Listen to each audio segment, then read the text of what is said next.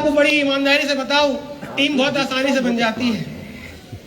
सिर्फ एक इंसान की जरूरत होती है जो आपके साथ कंधे से कंधा मिलाकर चलने को तैयार हो। जब बनारस शहर में हमने शुरुआत की थी तो अविनाश जी, ओम प्रकाश जी हमारे साथ बिजनेस की धरती पर 3000 लोगों का कारवा। अविनाश कुमार गुप्ता जी ने जब हमारे साथ काम करने की शुरुआत की थी, मुझे याद है सर 6-7 हमारी मीटिंग हो रही थी, हमारे mentor mister Amit Kumar Dubey sir वहां पर मौजूद थे और अविनाश जी ने हमसे की बात बोली कि सर मेरे जितने भी जान पहचान के लोग हैं वो गाजीपुर में हैं और मैं यहाँ पर काम नहीं कर सकता, अगर काम करना है तो गाजीपुर में जाना पड़ेगा। हमने और हमारे अप्लायंस में मिलकर डिस्कस किया कि हफ्ते में 3 दिन शुक्रवार, शनिवार और संडे को आप गाजीपुर जाएंगे और गाजीपुर में जाकर आप काम करेंगे। और अभी तो गाजीपुर जाने के लिए 4 लेन बन गया है, यस और नो। लेकिन जब हम गाजीपुर जाते थे तो वो सिंगल लेन की रोड थी और सड़क कम और सड़क पर गड्ढे ज्यादा थे। जिस सफर को आप आज 1.5 घंटे में तय करके आए हैं गाजीपुर से, उस सफर को तय करने में 4.5-5 घंटे का समय लगता था। उस शहर में पहुंचते पहुंचते शरीर में थकान हो जाती थी, लेकिन जब अंकुर जी वहां पर बस स्टॉप पर हमें रिसीव करने आते थे, उस इंसान का चेहरा देखकर अपने आप मोटिवेशन आ जाता था कि एक इंसान ने उम्मीद मुझसे लगाई है कि मेरे सर इतनी दूर से यहाँ आ रहे हैं और यहाँ काम करेंगे, काम करके हमारा बिजनेस डेवलप करेंगे। उसका वो चेहरा देखकर, उसके चेहरे पर मेरे प्रति जो आस्था थी, उस आस्था को देखकर पता नहीं अपने आप कहां से ऊर्जा आ जाती थी और दिन रात काम किया करते थे। गाजीपुर की ऐसी कोई गली नहीं है जिस गली को हमने छोड़ा ना हो। यहाँ बहुत सारे ऐसे लोग आगे बैठे होंगे जिनको जाकर हमने प्लान दिया है।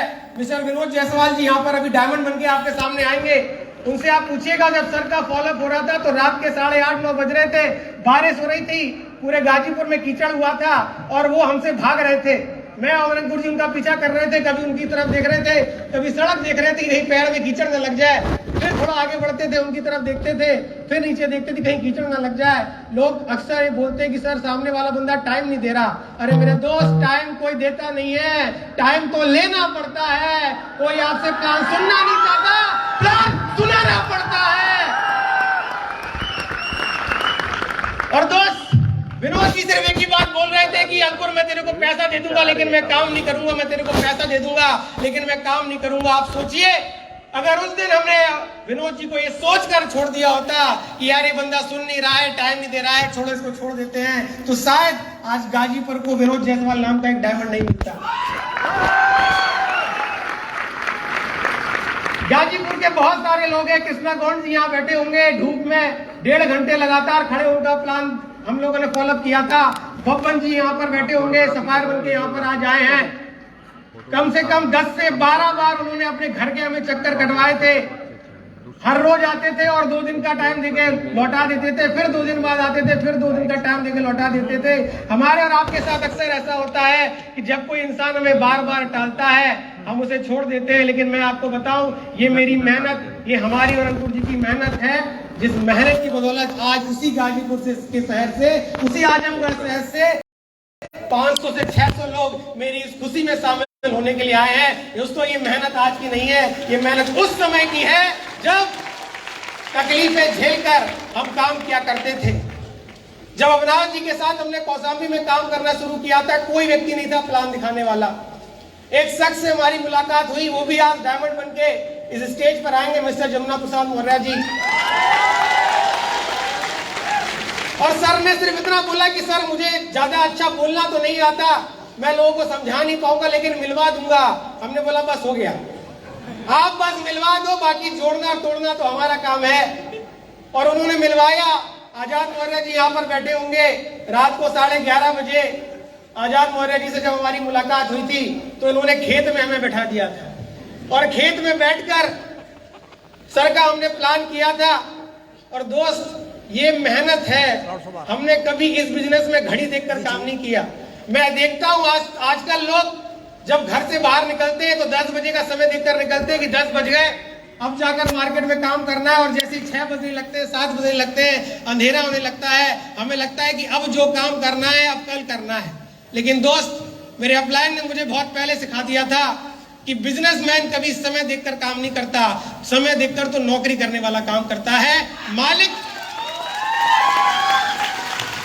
मालिक तो 24 घंटे मेहनत करता है, 9 से 5 की नौकरी तो नौकर करता है। तू डिसाइड कर, तू इस बिजनेस में नौकर बनने आया है कि मालिक बनने आया है। और दोस्त, रात के 11:30 बजे जिस इंसान को प्लान दिखाया, उस इंसान ने इलाहाबाद में जाकर बिजनेस डेवलप कर दिया।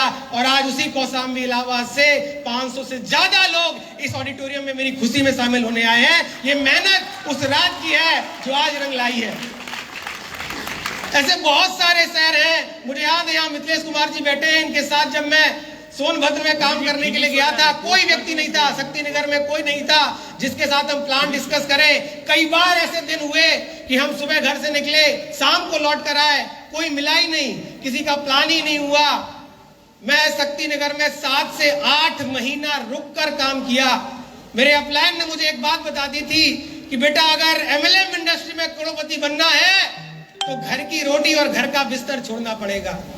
जिस व्यक्ति ने इस बिजनेस में घर की रोटी और घर के बिस्तर से प्यार कर लिया, वो कभी डायमंड नहीं बनता, वो कभी करोड़पति नहीं बनता।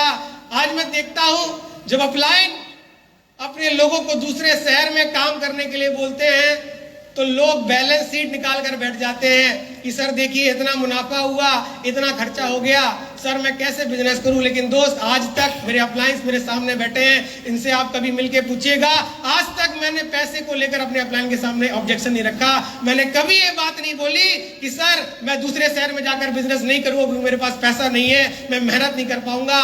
दोस्त, आज उसी सोनभद्र शहर से, जिस शहर में रुककर मैंने 8 से 9 महीने काम किया था, 200 से 250 से ज्यादा लोग इस मेरी खुशी में शामिल आए हैं। ये मेहनत आज की नहीं है मेरी दोस्त, ये मेहनत उस वक्त की है जब 8 से 9 महीने उस सोनभद्र में रहकर मैंने काम किया था। टीम बनाना मुश्किल नहीं है मेरे दोस्त, ये जज्बा पैदा करना मुश्किल है। घर छोड़ना मुश्किल है, घर की रोटी छोड़ना मुश्किल है, घर का बिस्तर छोड़ना मुश्किल है, टीम बनाना मुश्किल नहीं है। मैं जब इस बिजनेस में सफायर लेवल पर था